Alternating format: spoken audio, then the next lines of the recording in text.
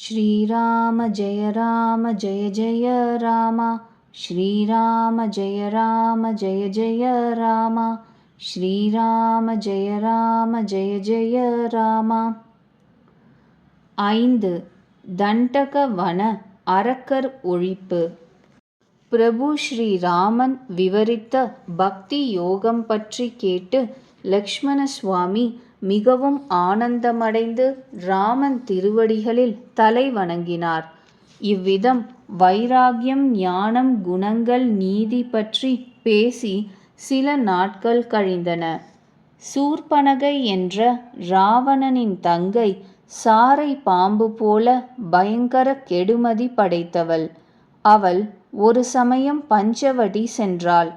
அரச குமாரர் இருவரையும் பார்த்து தன் வசம் இழந்தாள். காகபுஜண்டி கூறுகிறார், கருட பகவானே, சூர்பனகை போன்ற ஒருத்தி அழகிய புருஷனை கண்டுவிட்டால் அவள் தம்பியோ தந்தையோ புத்திரனோ ஆனாலும் மயங்கி விடுவாள். மனதை அடக்க முடியாது. சூரியகாந்த கல் சூரியனை கண்டதும் உருகுவது போல. இவள் அழகிய வடிவம் எடுத்துக்கொண்டு பிரபுவிடம் சென்று புன்னகை புரிந்து பலவிதம் கூறினாள். உன்னை போல ஒரு ஆண் பிள்ளை உலகிலும் கிடையாது. எனக்கு ஈடான பெண்ணோ வேறெங்கும் கிடையாது. பிரம்மதேவன் ஆலோசித்துத்தான் இந்த சேர்க்கையை அமைத்திருக்கிறான். எனக்கு தக்க புருஷன் உலகெங்கிலும் இல்லை. நான் மூவுலகிலும் தேடிவிட்டேன். அதனால்தான் இதுவரை குமாரியாக கல்யாணமாகாமல் இருந்து வருகிறேன். உன்னை இப்பொழுது பார்த்து என் மனது நிலைத்துவிட்டது.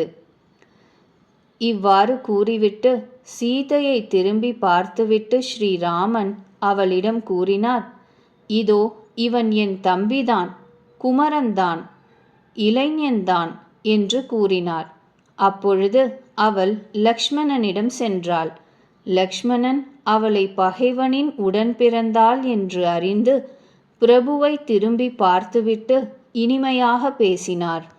அழகியே, கேள், நான் அவருக்கு அடிமை, பிறருக்கு வசப்பட்டவன். அது உனக்கு சௌகரியப்படாது. பிரபுவோ சமர்த்தர், கோசலபுரத்து அரசன். அவர் என்ன செய்தாலும் அவரை எல்லோரும் ஏற்பர். அடிமை சுகத்தை விரும்பலாம், பிச்சைக்காரன் மதிப்பை விரும்பலாம். சூதாட்டம் முதலிய ஈனத் தொழிலில் ஈடுபட்டவன் செல்வத்தை விரும்பலாம். கஞ்சன் புகழை விரும்பலாம். தற்பெருமையுள்ளவன் 4 புருஷார்த்தங்களையும் விரும்பலாம். இப்படிப்பட்ட ஜீவர்கள் ஆகாயத்தில் பால் கறக்க விரும்புகிறார்கள். இவ்வாறு லக்ஷ்மண சுவாமி அவளிடம் கூறினார். அவள் திரும்பி ராமனிடம் சென்றாள். பிரபு அவளை மறுபடியும் லக்ஷ்மணனிடம் அனுப்பினார். லக்ஷ்மணர் கூறினார், துரும்பு போல வெட்கத்தை கிள்ளி எறிபவன்தான் உன்னை வரிப்பான். அப்பொழுது சூர்பனகை கோபமடைந்து மீண்டும் ராமனிடம் சென்றாள். தன் பயங்கர உருவத்தை வெளிப்படுத்தினாள். சீதை பயந்து விட்டதைக் கண்டு ராமன் லக்ஷ்மணனுக்கு சைகை காட்டினார். லக்ஷ்மணன் விளையாட்டாக வாளை உருவி அவளை மூக்கு காதுகள் அற்றவள் ஆக்கினான். அவள் மூலமாக ராவணனுக்கு சவால் விட்டார் போலும். மூக்கு காதுகளை இழந்து அவை இன்றி சூர்பனகை மேலும் விகாரமடைந்தாள்.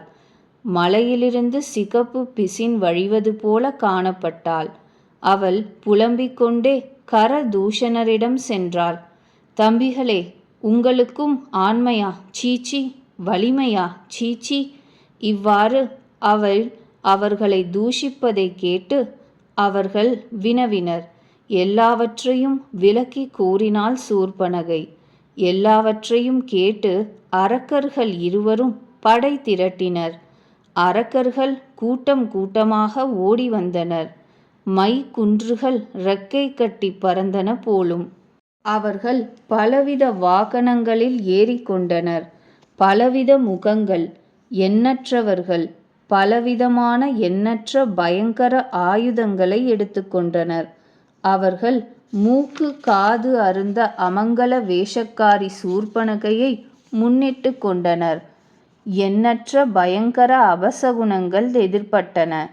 மரணத்திற்கு ஆட்பட்டு விட்ட விதியினால் அவர்கள் அனைவரும் இவற்றை கவனிக்கவில்லை. கர்ஜிக்கிறார்கள், கூச்சலிடுகிறார்கள், ஆகாயத்தில் பறக்கிறார்கள். படைகளைக் கண்டு வீரர்கள் வெறி கொண்டார்கள். ஒருவன் கூறுகிறான், சகோதரர் இருவரையும் உயிரோடு பிடியுங்கள். மற்றொரு அரக்கன் அலறுகிறான், அவர்களை கொன்றுவிட்டு பெண்ணை கவர்ந்து செல்வோம். ஆகாயம் முழுவதும் புழுதி மறைத்தது. அப்பொழுது ராமன் லக்ஷ்மணனை அழைத்து அவரிடம் கூறினார், அரக்கர்களுடைய பயங்கர படை வந்துவிட்டது. ஜானகியை அழைத்து கொண்டு நீ மலை குகைக்குச் சென்றுவிடு. எச்சரிக்கையாக இரு.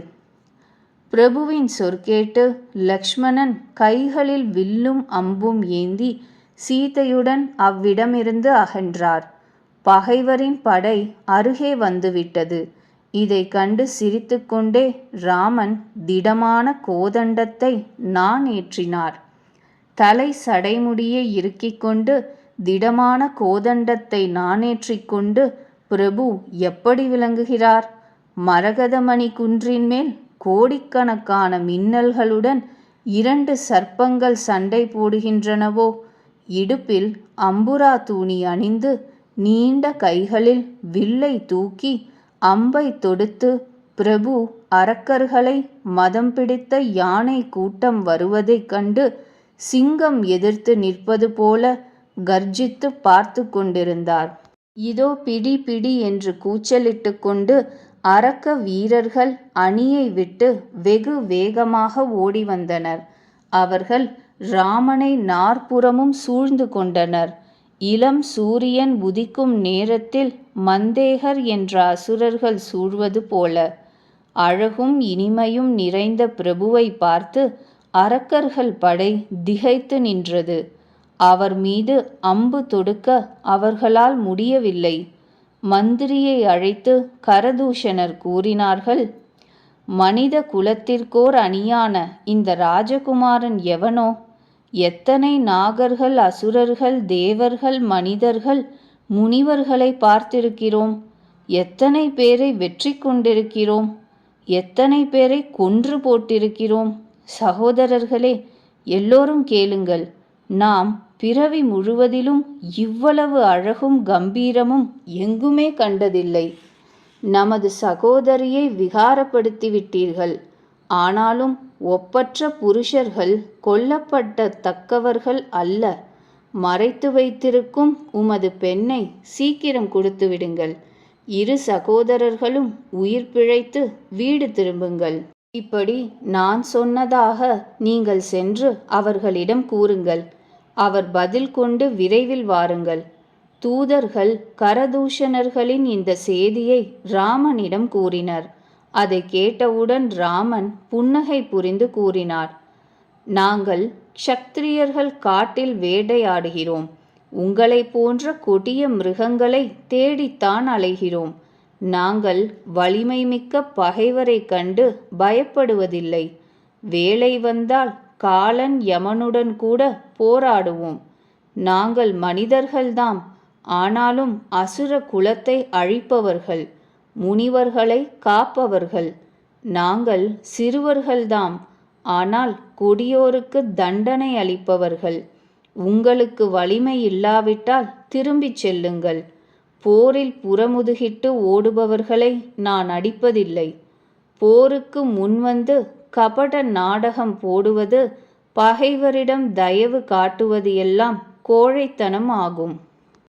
ராமன் இவ்வாறு கூறியவுடன் தூதர்கள் திரும்பிச் சென்று எல்லா செய்திகளையும் கரதூஷணர்களிடம் கூறினர்.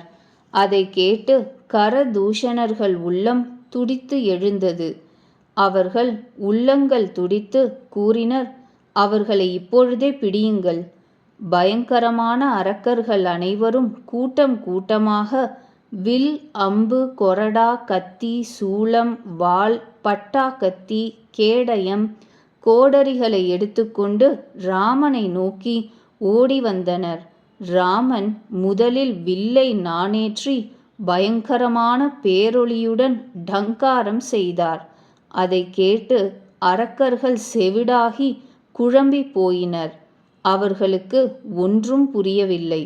பிறகு அவர்கள் பகைவர் வலிமை மிக்கவர் எனக் கண்டு எச்சரிக்கையுடன் முன்னேறினர். ராமன் மீது பலவிதமான ஆயுதங்களை பொழிந்தனர். ரகுவீரன் அவர்களுடைய ஆயுதங்களை துரும்புகளைப் போல துண்டித்து வெட்டி போட்டார். பிறகு வில்லை தன் காது வரை இழுத்து தன் அம்புகளை எய்தார். அப்பொழுது பயங்கரமான அம்புகள் சீறிக்கொண்டு பாம்புகள் போல் அரக்கர்கள் மேல் பாய்ந்தன. போரில் ஸ்ரீராமன் மிகவும் சீற்றம் கொண்டு மிகவும் கூரான கொடிய அம்புகளை எய்தார். மிகவும் கூரான சக்தி வாய்ந்த அம்புகள் பாய்வதைக் கண்டு அரக்கர்கள் பயந்து திரும்பி ஓடினர். கரதூஷண திரிச்சரஸ்கர்கள் கோபத்துடன் கூச்சலிட்டனர். எவன் போரிலிருந்து தப்பி ஓடுகிறானோ அவனை நாம் நம் கையால் கொன்றுவிடுவோம். அரக்கர்களே, போரை செய்யுங்கள். அப்பொழுது முதல் மரணம் நிச்சயம் என்று கண்டு ஓடிப்போன அரக்கர்கள் திரும்பினர். நேரே நின்று பலவாறு ஆயுதங்களால் ராமனை தாக்க முற்பட்டனர். பகைவர்கள் மிகவும் கோபம் கொண்டிருக்கின்றனர் என்று கண்டு ராமன் வில்லில் அம்புகளை கொண்டு எய்தார். அவைகளால் பயங்கர அரக்கர்கள் வெட்டப்பட்டனர். அவர்களுடைய மார்புகள், தலைகள், கைகள், தோள்கள், கால்கள் துண்டு துண்டாக சுக்கு நூறாக அங்கங்கு பூமியில் சிதறி விழ ஆரம்பித்தன. அம்பு தைத்த உடனேயே அவர்கள் யானைகள் போல தன்னைத்தானே சுற்றினர். அவர்களுடைய மலை போன்ற முண்டங்கள் வெட்டப்பட்டு விழுந்தன. போர் வீரர்களின் உடல்கள் கண்ட துண்டங்கள் ஆயின. அவர்கள் மாயையாக எழுந்து மீண்டும் நிற்கின்றனர். ஆகாயத்தில் பல கைகள், தலைகள் பறக்கின்றன. தலையற்ற முண்டங்கள் ஓடுகின்றன. பருந்துகள், வௌவால்கள், காக்கைகள், நரிகள் கொடுமையாக ஊளையிடுகின்றன. நரிகள் ஊளையிடுகின்றன. பூதங்கள், பிரேதங்கள், பிசாசுகள் கொப்பரைகளில் நிரப்பிக்கொண்டு இருக்கின்றன. வீர வேதாளங்கள் கபாலங்களை தட்டி தாளம் போடுகின்றன. யோகினிகள் நர்த்தனம் புரிகின்றனர். ரகுவீரன் கொடிய அம்புகளால் வீரர்களின் மார்புகளையும் தோள்களையும் தலைகளையும் துண்டு துண்டாக வெட்டி சாய்க்கிறார். அந்த துண்டுகள் அங்கங்கே சிதறி விழுகின்றன. பிறகு எழுந்து மீண்டும் சண்டை போடுகின்றன.